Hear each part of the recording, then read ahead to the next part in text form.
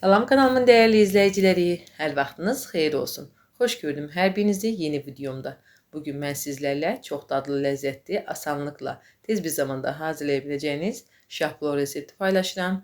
Bu üçün mən 4 ədəd soğan götürmüşəm, halqa-halqa doğrayıram, tavanın içərisinə əlavə edirəm, üzərindən duz, kərə yağı əlavə edib qoyuram qaz. Orta ateşində azıcık rəngi dönənə kimi qızarsın. Soğanın rəngi döndükdən sonra içərisinə öncədən hazır etdiyim, bişirdiyim mal ətini əlavə edirəm. Siz bu məqamda quzu ətindən də istifadə edə bilərsiniz. Quzu ətini öncədən pörtədib bişirməyə ehtiyac yoxdur. Tavada bişirib üzərinə qızartdığınız soğanı və digər ərzaqları əlavə edə bilərsiniz.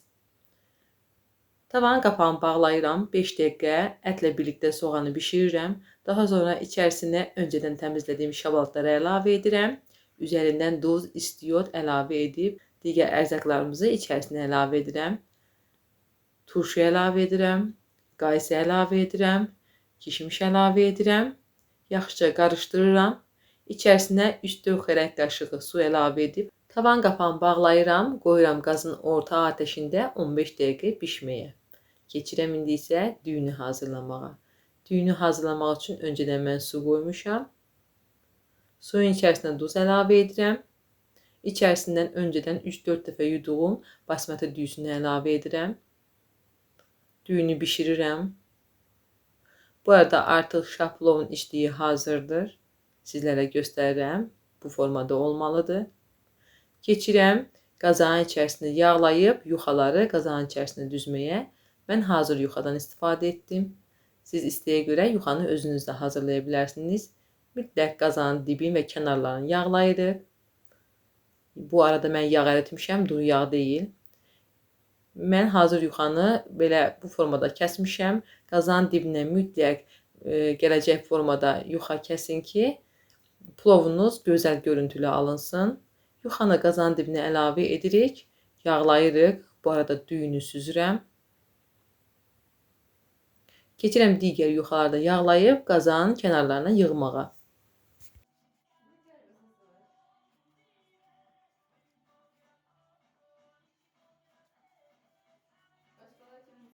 Yuxanın hər birini gördüyünüz formada yağlayıram. Qazan kənarlarına əlavə edirəm. Əlim vasitəsilə diblərini bastırıram. Bunu mütləq etmək lazımdır ki, plovu qazandan çıxardığımız zaman nahamar olmasın. Hər bir yuxanı düzdükdən sonra dibini bastırıram və içərisinə süzdüyüm düyüdən əlavə edirəm. Düyünü qazanın dibini tutacaq qədər əlavə edib üzərindən hazırladığım içliyi əlavə edirəm. Onu da üzərindən qalan düyünü əlavə edib sarı kök, limon əlavə edirəm. Mən limon mütləq sıxıram. Özünə məxsus dad verir limon aşa. Əgər sevsəniz siz də edin.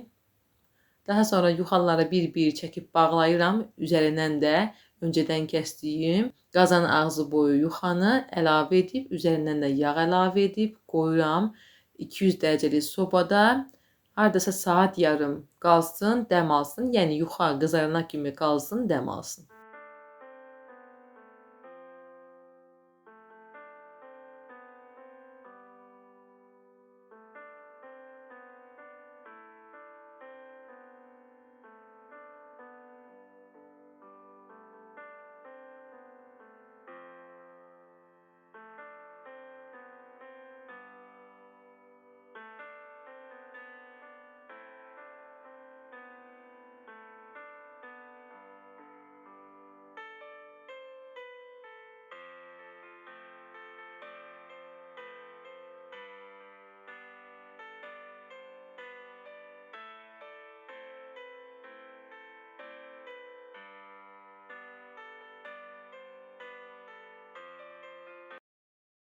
Artıq 2 saata yaxın sobadadır plov, dəm alıb, hazırdır. İndi isə çıxardım sobadan və üzərinə padnos çevirirəm.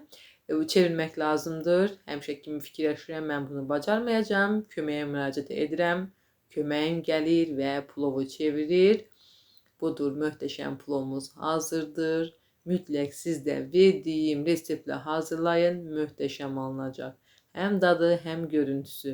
Hazırlayın. Əgər bəyənsəniz kanalıma like atmağı, abunə olub dəstək olmağı unutmayın. Hələlik, gələn videolarda görüşərik.